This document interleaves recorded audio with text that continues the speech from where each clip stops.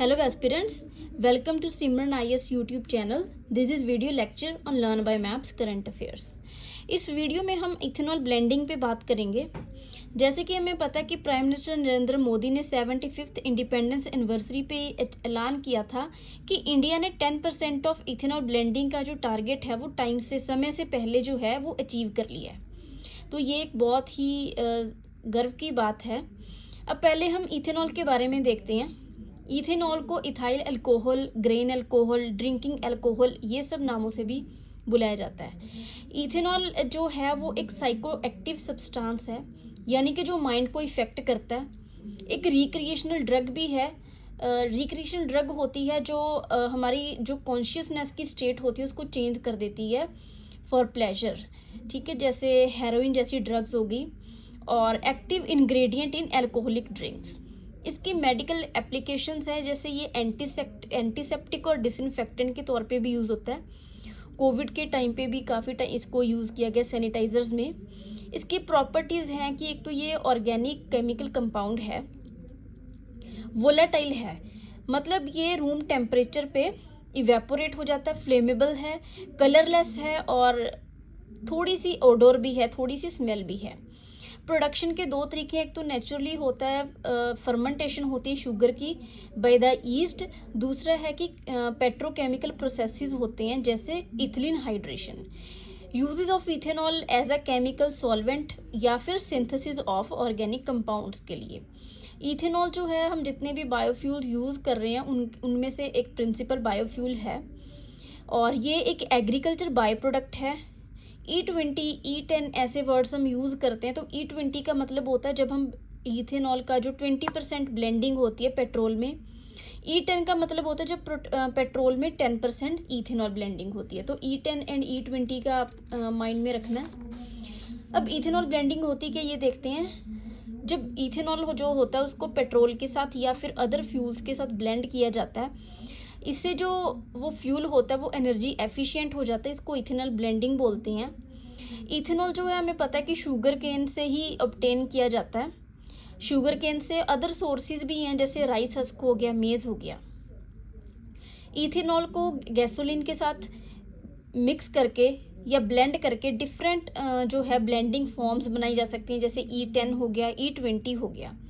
इसके यूज़ करने के पीछे मेजर रीज़न ये है कि जो इथेनॉल मॉलिक्यूल होता है इसमें ऑक्सीजन होती है।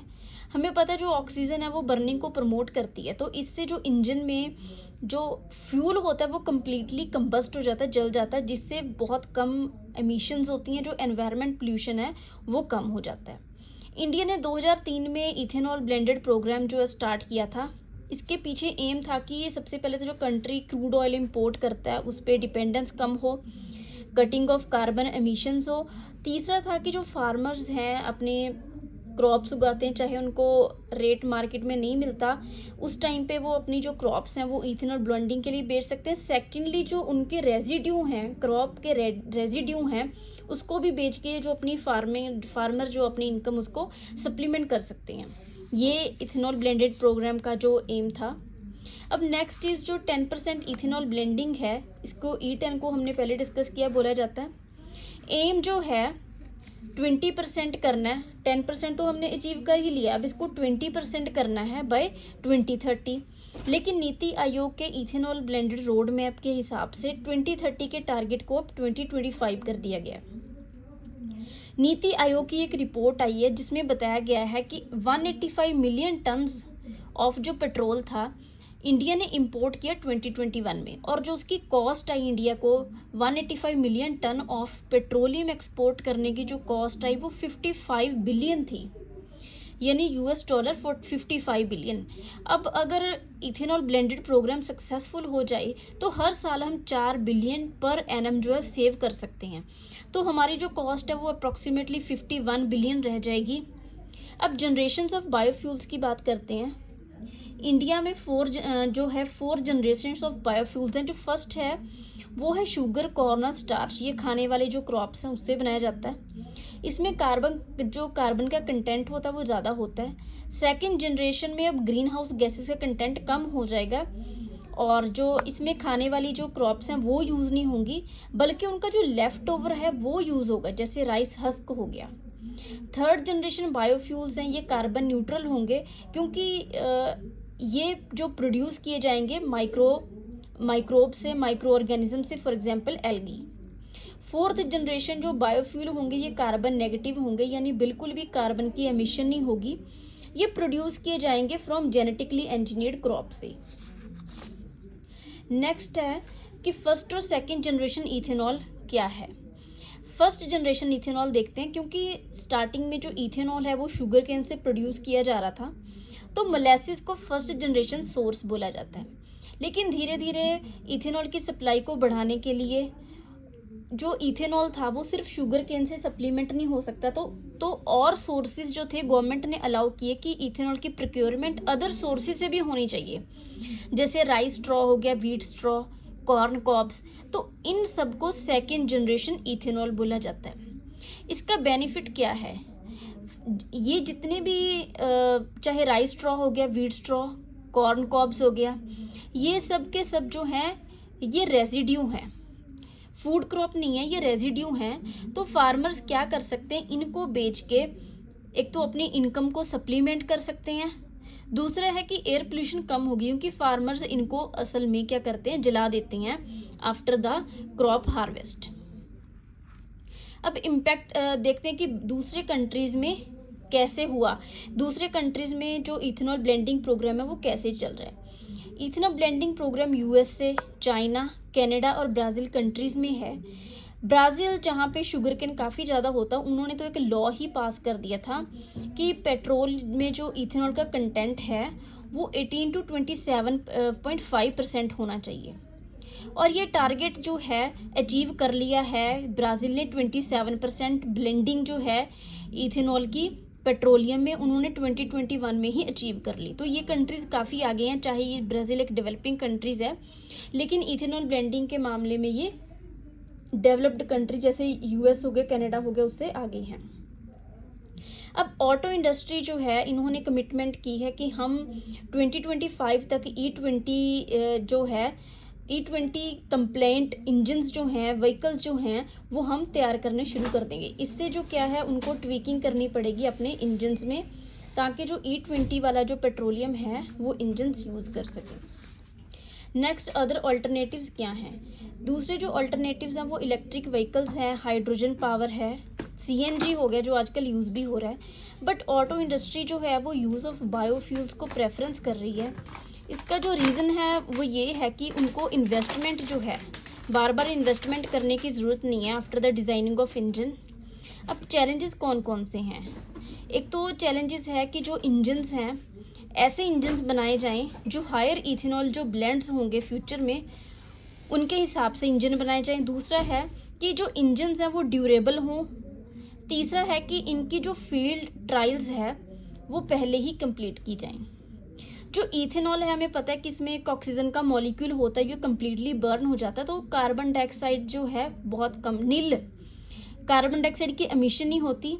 दूसरा जो है कि लेफ्ट ओवर रेजिड्यू होता है राइस हार्वेस्ट का, वो इथेनॉल बनाने के लिए यूज़ हो जाता है, तो स्टबल बर्निंग कम होगी। जैसे नवंबर के मंथ में दिल्ली में बहुत ज़्यादा जो रीजन में नॉर्थ न्यू दिल्ली का जो रीजन है, या जिसे कैपिटल रीजन बोला जाता है, NCR रीजन, वहाँ पे बहुत ज़्यादा पोल्यूशन होता है, तो ये भी कम हो जाएगा।